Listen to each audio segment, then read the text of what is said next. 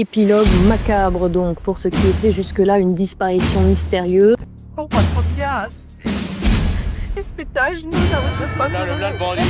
Madame, monsieur, bonsoir. Le tueur en série. 5 noms pour 5 cauchemars français. 5 histoires qui ont bouleversé famille, enquêteurs et toute une nation. Guy Georges, le tueur de l'Est parisien, le mystère de Grégory, le scandale d'Outreau, l'ogre des Ardennes, Michel Fourniret, et enfin, l'énigme du pont de Ligonnès. Des affaires qui, des années plus tard, continuent de faire trembler la France. Guy Georges, la bête de la Bastille.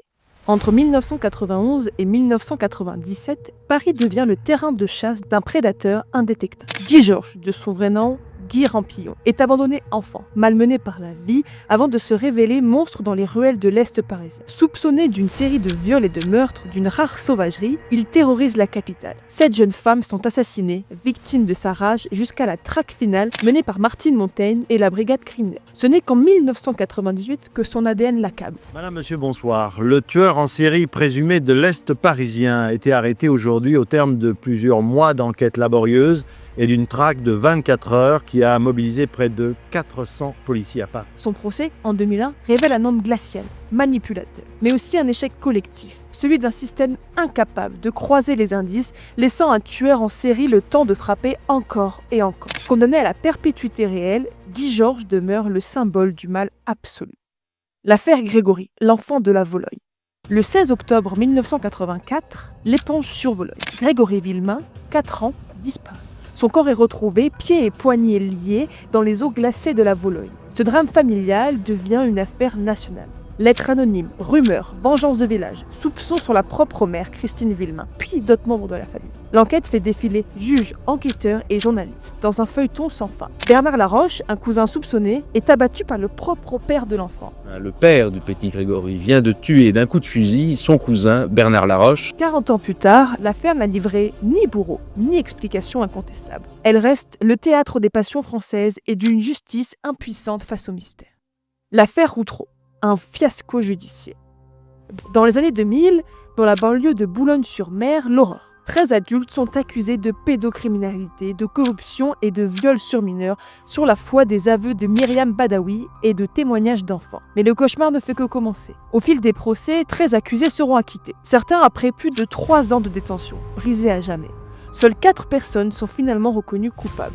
Surmédiatisation, enquête unique menée à charge, experts contestés, juge de 28 ans isolé, l'affaire Outreau devient le symbole absolu de l'erreur judiciaire, obligeant la France à réformer tout un pan de sa justice et marquant à vie les vies de dizaines d'innocents, ainsi que celles d'enfants bafoués, instrumentalisés et oubliés. Michel Fourniret, l'ogre des Ardennes. Avril 2003, la police belge arrête un homme au visage banal pour tentative d'enlèvement. Très vite, Michel Fourniret va avouer l'innommable. 11 meurtres de jeunes filles en France et en Belgique, souvent avec la complicité glaçante de son épouse, Monique Holliday. Chasse macabre à bord d'une camionnette, obsession maladive pour la virginité, ruse, meurtre sadique et méthodique. Le couple infernal Fourniret-Olivier sera finalement condamné à la perpétuité incompressible. L'ogre des Ardennes, lui, mourra en prison en 2021, emportant de nombreux secrets qu'aucune enquête, malgré des années d'efforts, n'a pu entièrement mettre à jour. Du pont de Ligonnès, le grand disparu. Avril 2011, Nantes. On découvre sur une terrasse 5 corps. Agnès, l'épouse, et les 4 enfants de Xavier Dupont de Ligonnès. Tous tués, enterrés avec les 2 chiens soigneusement disposés et recouverts de chauvilles. Les proches ont reçu des lettres. La famille serait partie aux États-Unis protégée par un mystérieux programme de témoins. Mais Xavier, le père de famille, a lui disparu. Sa trace s'arrête sur une aire d'autoroute dans le Var. Depuis, la France entière cherche ce fugitif fantôme. Le mystère persiste, chaque année relancé, chaque doute réveillé. Dupont de Ligonnès fascine, incarne l'énigme absolue. Comment peut-on s'évaporer dans la France du XXe siècle après avoir supprimé les siens ?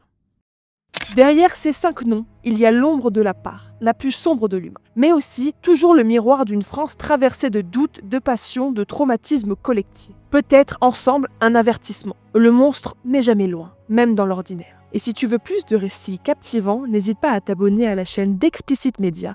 On sort une vidéo par semaine pour t'expliciter la réalité.